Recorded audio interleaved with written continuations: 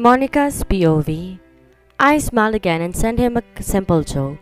Baka sakali matuwa si Leonardo at maalala niya ako kahit wala ako sa tabi niya. To my bebe loves. Knock knock. Napangiti ako na may send ko sa kanyang mensaheng iyon. Iniisip ko palang magiging reaksyon niya.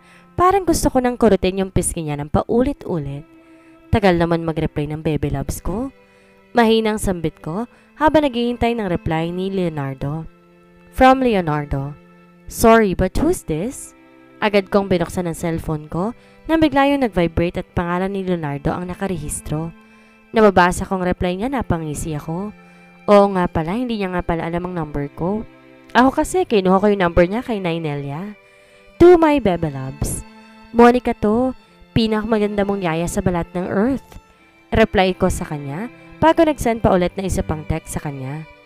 Kapag sinabi kong knock-knock, sumagot ka ng who's there. Panira naman ang moment to. From Leonardo. Okay, ask me again.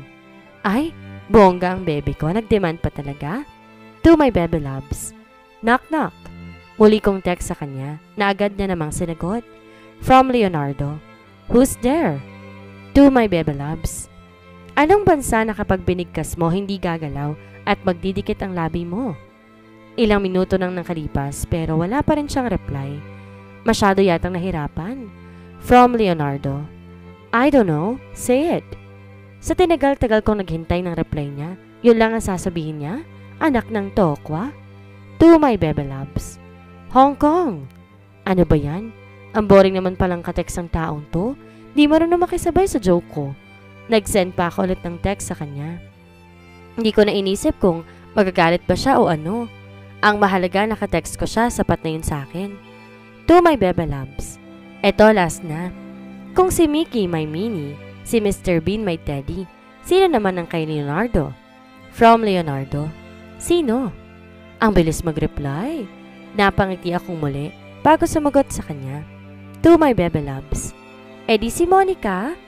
I smiled as I sent that text and wait for his reply. Pero nakarating na kami at lahat-lahat sa airport. Wala man lang naging reply ang magaling kong amo. Siguro nga hindi yan na-gets or baka naman napikon. Chad and I sat in the bench while waiting for Bella to come out. Ilang minuto rin kaming naghihintay pero ang bruha, wala pa rin. Naligaw na yata sa loob. Nasa ganong pag-iisip ako nang biglang nag-vibrate ang cellphone ko and I saw the message coming from my boss. As I open and read it, take ko pang nanalo sa loto habang impit na tumitili. Gusto ko pa sanang tumalon-talon, kaso baka pagkamalan na akong baliw. From Leonardo. Pwede. Bagay. Sa kabilang banda. So, anong score? Tanong sa akin ni Bella habang kumakain at umiinom dito sa Club V. Ilang oras din ako naghintay sa kanya kanina hanggang sa iwan na ako ni Chad. Ngayon, eto kami sa Club V kung tawagin nila. First time ko nakapunta sa ganitong lugar. Bella said, I should try to relax like this for a while. And I think she's right but this place is too crowded. Halos magsigawan na nga kami para marinig ang isa't isa. Anong score? Para saan? Nagtatakang tanong ko sa kanya. Score sa exam mo. Natural, sa inyong dalawa ng amo mo. Malakas na sagot niya. Aba, ang lukarit na to. Kung sigawan ako, akala sumisigaw sa bingi ah. From 1 to 10, 10 ang pinakamataas na rate. Dagdag niya pa bago kumain ng cheesecake. Siguro 1. Naghihingalo pa. Pasigaw ding sagot ko sa kanya.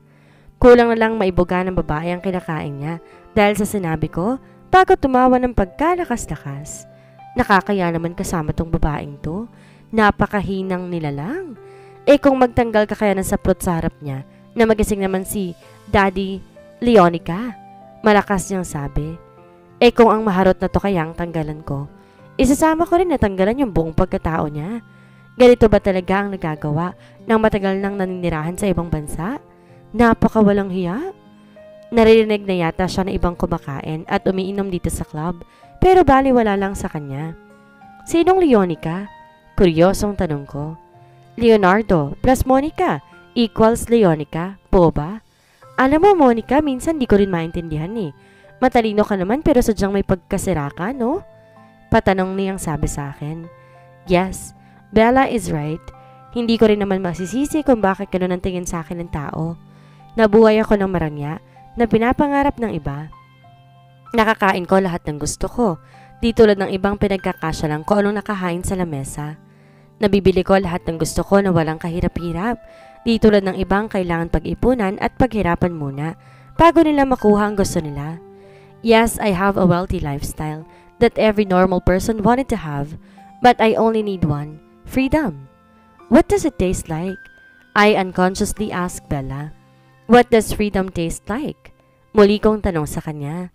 Dahil matagal ko nang pinapangarap na maranasan man lamang iyon. Buong buhay ko umiikot sa kung ano man ang gusto ng magulang ko para sa akin. Habang ang ibang bata, masayang naglalaro sa damuhan sa ilalim ng malakas na patak ng ulan. Ako ang nasa loob ng rancho. Nakatanaw sa bintana, pinapanood silang magsaya. Habang ibang mag-aaral masayang naglalakad sa gitna ng init ng araw kasama ng kaibigan nila. Ako nasa loob ng rancho nag-aaral ng kung anong-anong instrumento na kailangan ko raw matutunan because according to my parents, that's what the princess do. But I am not a princess, I just wanted to be me. I struggle a lot and work so hard just to feel that freedom that we both wanted. Bella said habang nilalaro ang kanyang inumin. You know my dad, gusto niya lagi akong ganito ganyan. Para ipakita sa kanila to, para ipakita sa kanila yon. Kaya nga diba muntik na akong tinakwil? Muli pang saad ni Bella. Nilahimigan ko pa ang bahagyang lungkot sa boses niya. Alam ko yon, dahil ang mga magulang ni Bella sobrang istrikto. Si Chad nga lang kaibigan ni Bella nakakasama niya. Si Chad din ang tumulong sa kanya sa panahong kailangan niyang tumakas sa mundong kinagisnan naming dalawa. Kaya naman buong buhay niya, hinahangaan niya si Chad. Nakita ko ang babaeng kumakanta sa entablado. Nang mabaling ang tingin ko doon. Malamyos at masarap sa tinga ang boses niya. Kumanta siya na parang gusto niyang magkwento. A love story to be exact. Pero parang masakit. At kung may pinagdaraanan kang sakit, baka mapaiyak ka rin. She looks familiar though. Para nakita ko na siya. O sadyang hilo na ako. Aikling panahon na binigay sa atin. Pag-ibig na para bang isang hagkan sa hangin. I also want to sing. Pakiramdam ko natatamaan ako dahil sa alak na ininom namin. Kaya nang matapos ang babaeng kumanta, umakit ako doon at kumanta na akala mo'y profesional. Ngayon lang naman at wala namang makakaalala sa akin dito, maliban kay Bella. Bella's POV. On second thought, nahihilot ang sentido si Bella nang biglang umakit sa stage ang pinsan niyang si Sita. Bago kumantahan, akala may palakang kumukokak sa ilalim ng ulan. Ayoko na sana. Kung ikaw ay magwawala, mawawasak lamang ang puso ko. Peste, mali-mali na nga yung lyrics, may pagpayok pa. But as her supportive cousin, pumalakpak na lang ako kahit labag naman talaga sa loob ko. Lumiko ka man ay naiiwan. Ang bakas ng iyong pinagsamahan. Ang awiting ito ay malala na. OMG, bakit ganito? I know this song, but the TV of yours gave me wrong lyrics. Diyos me talaga. Malala na nga. Malala na ang gaga. Mali daw ang lyrics sa TV. Siya nga ang mali-mali ang pagkanta. I called Chad for help but he said he's busy right now. He gave me his cousin's number instead. Nagad ko namang tinawagan.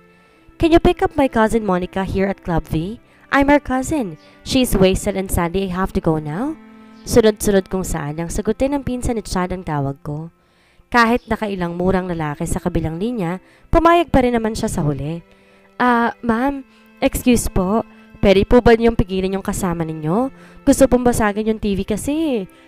Nag-aalang ang sabi ng waiter na hindi ko alam kung saan galing. Nakakaya naman kasi tong Monica na to eh. Kung hindi ko lang talaga pinsan to, iiwan ko siya mag-isa dito. Yung kumakanta ba? Naku, pasensya ka na, hindi ko siya kilala eh. Hayaan mo na lang siya. Ipabasag mo lahat, maraming pambayad yun. Ngingisi-ngisi kong sagot sa waiter. OMG! Sa kahiyang ginagawa ni Monica, talagang itatakwil ko siya. At ang bruha nakuha pang kumanta ulit. Dapat pala hindi ko na siya dinala dito. Nag-voice lesson pang bubuitang yan dati, pero ganyan ang boses. Sa totoo lang para siyang kalabaw na hindi mairi-iri. Dahil hindi na ako nakapagtempe at baka ko na ring masabi ng lasing na si Monica, kinaladkad ko na siya pababa at pinaupo sa dati niyang pwesto. Hey, kakanta pa ako! Ani Monica, pero lupay-pay na ang ulo sa mesa. Kumalma ka, Monica. Yung talento mo, utang na loob, itago mo na lang. Sarkastikong sagot ko. Sa kanya. Kung makapal ang mukha ko, Mas makapal naman yata ang mukha ng babaeng to. Listen to me, Monica. I have to go. May interview ang amo ko bukas sa morning show. Marami akong kailangan ayusin. I called Chad but he is busy. So I called his cousin instead. Sa hinahaba-haba na sinabi ko, mukhang walang narinig ang bruha dahil nakatulog na sa kalasingan. Mahabagin. Paano ba to? Tinawagan kong muli ang pinsan ni Chad. Luckily, he is already outside the club. So I picked all my things at iniwan na si Monica. Pero nag-iwan ako ng sulat para naman di nakakaya sa pinsan ni Chad. Hey, milyon ang halaga ng pinsan ko kaya kung may balak kang gumawa ng masama, please advise, tuluyan mo na para wala ka nang poproblemahin pa. P.S. Hawak ko ang buhay ng pinsan mo, pati na rin ang buong angkan mo kaya umayos ka. After that, I left without even saying goodbye. Di na rin naman ako dapat narito dahil baka makasira to sa imahe ng aking mahal at nag-iisang modelo. Leonardo's POV. Samantala, si Leonardo naman abala sa pagbabasa ng lahat ng papel na nasa harapan niya. Yun yung mga papel at blueprint para sa construction na ginagawa ng team niya. Nang biglang may tumawag sa kanya na unknown number. Akala ko scammer kaya hindi ko sana papansinin or paniniwalaan. But when I heard Monica's name, mabilis pa sa alas 4 akong nag-al sa balutan. Bakit pagdating sa babaeng yon, nawawala ako sa tamang huwisyo? Imbes na nakaplano na ako, biglang nawala dahil lang sa maganda kong yaya? I also cannot imagine my smile when she sent me a knock-knock. Ang corny naman pero natawa ko. Para din akong sirang napangiti habang umiiling ng sinabi niya na si Leonardo ay para kay Monica. Nagbaneo ko ng mabilis para makarating agad sa kinaroroonan ni Monica. Lasing malamang ang pesting Monica na yon pero bakit naman sa naglasing? At sino bang kadate niya? Yung tumawag kaya sa akin? But that's a girl.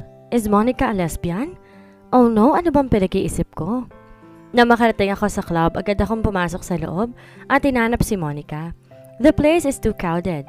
Nilibot ko pa ang paningin sa buong lugar hanggang sa nakita ko si Monica nakayuko sa mesa at nag-iisa. Lumapit ako sa kinaroroonan niya at napansin ko ang sulat sa mesa. Para saan naman kaya ito?